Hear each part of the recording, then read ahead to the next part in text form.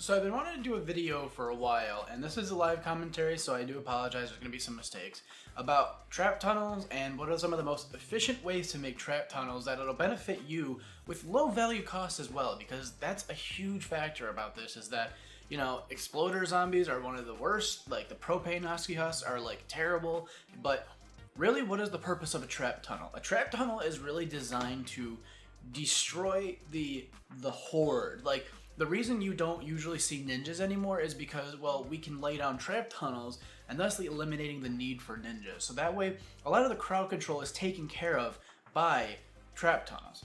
So I want to show you guys some effective methods on how to prevent really like the big giant horde of husks coming in, so that you only ever have to deal with smashers and then snipers and then maybe the wow, I always forget what the ghost one's name are. So now with this, we're going to use these little patrol wards here to be an example of where the spawn points are. And then over here, we're going to have like a little obstacle that you have to prevent. And right here, this will be our pretend van. So how do you design a trap tunnel so that it's effective, it's efficient? Well, a great way that I was taught this, I don't remember by who, is husks like the path of least resistance. That is the way you should always think when you're making things in this game.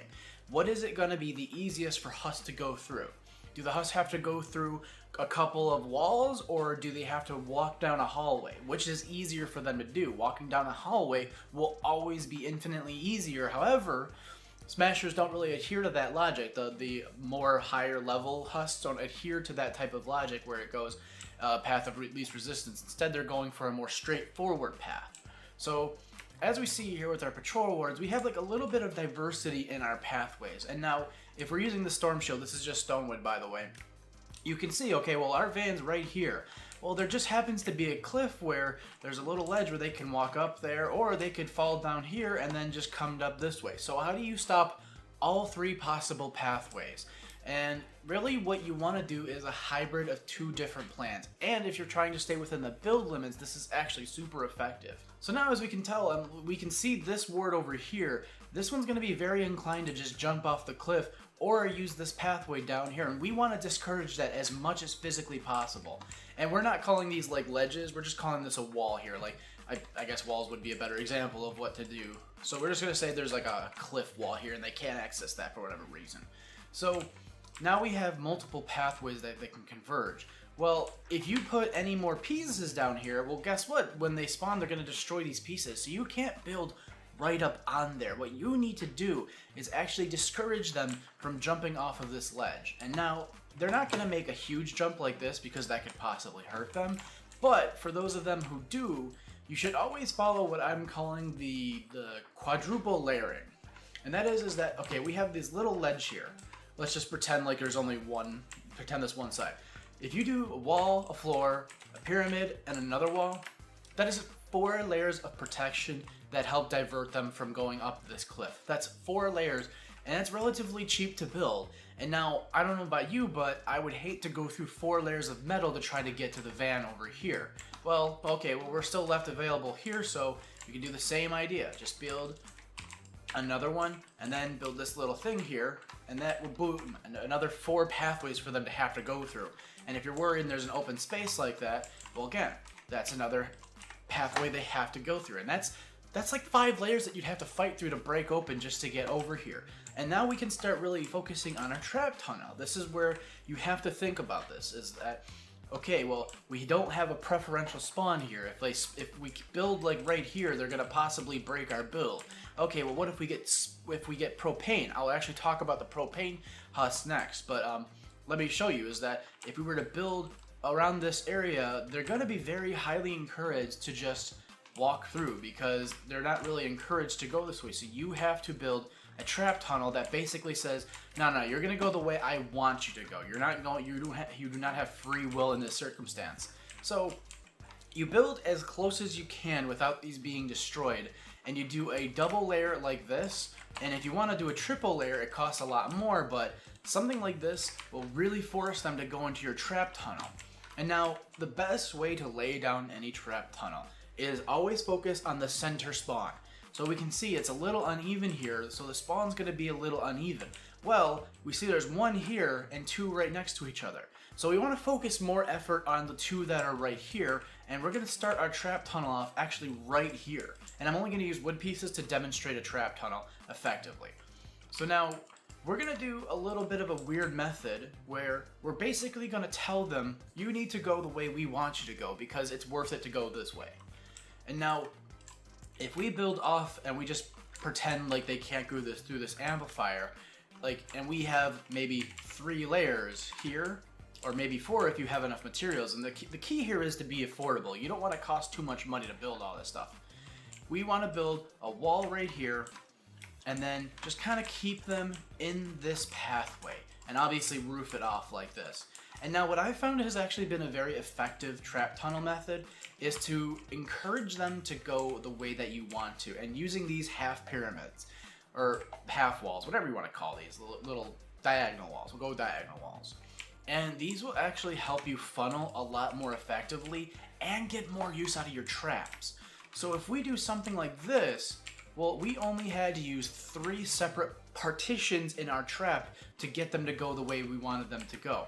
So if you're a slow husky husk, this is literally the pathway you're gonna go. They're gonna walk over here, they're gonna have to go over this little ledge, and then they're gonna have to hit more traps, and then walk all the way over here. And if you were smart, you would put like maybe 2 more right here, so that you would literally only have to aim your gun right here and be done. This is all you would ever have to do in the game, is just shoot in one direction. But as we can tell though, well, there's like one wall right here. What's to stop them from beating through this wall? Well, you could just do the very simple thing and just make it a little bit undesirable. Make them just not interested in going this way. Just tell them. Basically, you're telling the husk, hey, you don't want to go this way. This isn't a good way. This is going to be bad for you. Even though it's a complete lie, and that would be the best way for them to go. But that's how the AI in this game is really programmed. So now, what is the best trapping mechanism? Well, it's very subjective. If you are doing waves with lots of propane husks, you are better off doing a more of a wooden plank and a gas trap setup. Something like this is super effective. Like, this is going to be so beyond effective because they're gonna get poisoned to death. And like I said, the key here is to poison them and just get them dead so the propane isn't anywhere near you guys. Because if you guys are all standing over here and shooting at them, the last thing you need is a bunch of propane husks blowing your whole wooden base up. And the idea here is to be cheap. We don't need to build for a lot of money. Now, okay, well, let's say you're not getting a lot of elemental husks. Maybe you're getting a lot of smashers. Well, smashers are mean. Let's go for smashers and say, doing something like this will give you better free range of motion, because again, smashers go by different properties. They want to actually go more straight. Their goal is, okay, well, I'm not really willing to go through all this rigmarole to go through, so they want to have a straight path through here. So this is a much more straight path. It's not as effective, but it will get the job done. And the key part here is if you have to deal with smashers, you're pretty much just trying to weaken them a little bit. And now, if you're going to deal with smashers, I generally recommend you want high impact wall launchers to kind of keep them at bay. So focus on your gas traps. Usually the spikes will help slow them down a little bit. But let's say, okay, well, they're getting kind of annoying. We actually have been dealing with them for a little while. Let's put them down here. And you know what? When they get to this point, they've already dealt with 3 gas traps, or better, like gas traps or ceiling traps or whatever. Like, there you go. They've already gotten hit by 3 traps, and then there's a couple of, we'll put some wall spikes right here, make them hate their lives a little bit. So boom, like, now, okay, when a smasher breaks through your trap tunnel, or at least is coming through your trap tunnel, at the very end, I generally recommend just putting one high impact wall launcher right here to kind of kick them back into there. Because the more you can keep smashers away from your van or your wall or whatever, the better off you are. Now, this is really your best trap tunnel. Like, this is ideal because trap tunnels are only really meant to destroy the low-level husks, possibly take on lobbers, pet cats that want to be in the video because they're adorable. Look at her. She's adorable. Yeah, and she's purring. But when you deal with the massive amount of husks that you deal with in like Storm Shield defense or anything high level where it's like a defend the van or repair the shelter and it's a 4-person thing, knowing how to do your trap tunnels effectively will actually help you do these things solo, so you don't need to rely on people. It's actually kind of amazing.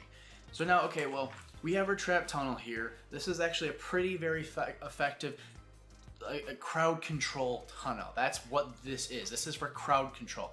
Now what if we have a problem with a lot of smashers? Well, I generally like to follow the straightforward tunnel, and this is what I actually use on my Storm Shield defense. It's pretty much the similar build. It's just got some small twists. I just realized I'm not building this out of wood. Is basically, I do an idea, oh, I should have built this a little bit better, sorry.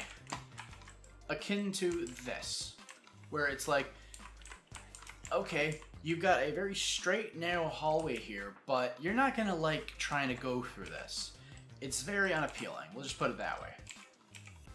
Oh my god, I'm doing bad at building. I apologize. So now we have a pretty narrow pathway that they have to come through, which is this one thing here, because they literally have to go through 1, 2, 3 parts here in order to get all the way back here. So this is a more ideal for your smashers, and maybe if you have sniper husks that you have to deal with. The sniper husks are a pain in the butt, but you can do the timeout room, which people usually recommend all the time. No, okay, you're not getting my soup. You're not getting the soup, kitty. So basically, if you are really effective at making timeout tunnels, this is actually a very ideal situation where you could utilize timeout tunnels. Now, this is really good, again, for the big guys. The big guys are going to be your biggest pains in the butts. I just realized I'm building it out of brick again. And having those high impact walls that force them into the timeout rooms is very strong. It's exceptionally effective. This is why you see a lot of people doing timeout tunnels. But here's the problem. Smashers don't really like wall launchers. It's very difficult to get them to go get smacked by a wall launcher. So what is the best strategy for that? Well, your best strategy is to get them stunned. If you have something that's going to stun them, like a floor launcher, that floor launcher has a higher chance of knocking them up into the sky, and when they're stunned, this wall launcher can recharge and then kick them into the timeout rooms. And now these are very effective trap tunnels for the smashers, your sniper golems, or maybe like if you got takers. That's what it is. They're always takers. So those are the 2 most effective trap tunnel methods. If you are having problems like I do, where you're doing your high-level Storm Shield defenses and there's just smashers everywhere, do the timeout tunnel method, because this will actually keep things under much more control. And I generally find that you do want to do the similar half wall method here, because this will help at least direct them a little bit better. But keep in mind that if you do something like this, you want to have a clear shot, so that if you have a high impact rifle or something that can shoot through enemies, like an obliterator or Ralphie's Revenge or anything of that caliber, like you can just shoot right through them and not have to worry about, oh, okay, well, I'm just gonna only be shooting one at a time. No, you want to be, if you have like 10 smashers coming at you, you got to do something to take care of them. So this is a much more smasher effective method.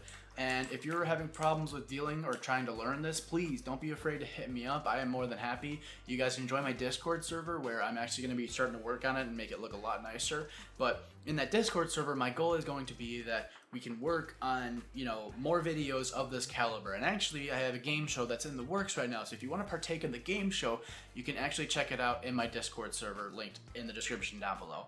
I'll see you guys in the next video.